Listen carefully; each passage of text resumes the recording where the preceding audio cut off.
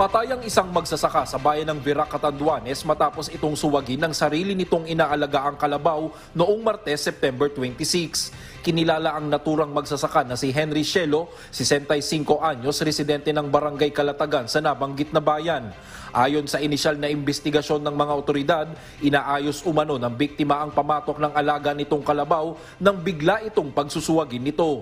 Nagtamo ng iba't ibang sugat sa katawan ang nasabing magsasaka na naisugod pa sa pinakamalapit na paggamutan, subalit idineklara itong dead on arrival ng mga doktor.